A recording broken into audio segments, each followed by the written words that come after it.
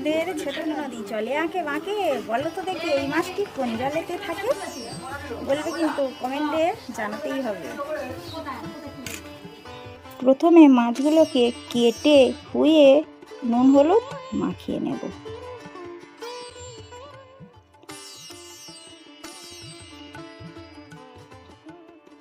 পেঁয়াজ টমেটো কেটে আদা রসুনটা শিলে ভালো করে বেটে নেব।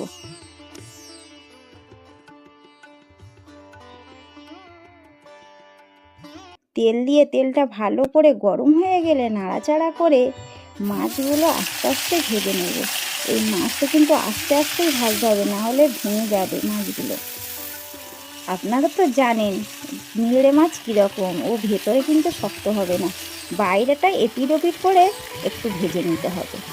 সাবধানে ভেজে নেবেন। আমার ভাজাটা এবার হয়ে গিয়েছে, একটু কড়াই লেগে ধরেছিল। পেঁয়াজ রসুন একটু হালকা ভেজে তাতে টমেটো দিয়ে দেব। টমেটোটা একটু নেড়ে চেড়ে লবণ দিয়ে দেব। টমেটোটা নেড়ে চেড়ে আদা বাটা দিয়ে দেব। আদা বাটা দিয়ে একটু কষিয়ে লঙ্কা গুঁড়ো হলুদ গুঁড়ো দিয়ে ফের একটু কষাবো। একটু সামান্য জল দিয়ে নেড়ে চেড়ে যতক্ষণ না তেল ছাড়ে মাখা মাখা করে কষতে থাকবো।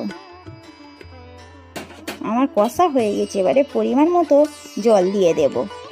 খেয়াল রাখবেন জলটা কিন্তু পরিমাণ মতো দেবেন। এই মাছ থেকে জল ছাড়তে শুরু করে, এই মাছের জলেতেই এটা কিন্তু সিদ্ধ হবে। ভালো করে ঝোলটা ফুটে নিয়ে মাছগুলো আস্তে আস্তে দিয়ে দেব। আমার মাছ দেওয়া হয়ে গিয়েছে, এবারে ভালো করে ফুটিয়ে নিয়ে ওপর থেকে কাঁচা লঙ্কা দিয়ে নামিয়ে নেব। আমার রান্না এবারে রেডি হয়ে গেছে।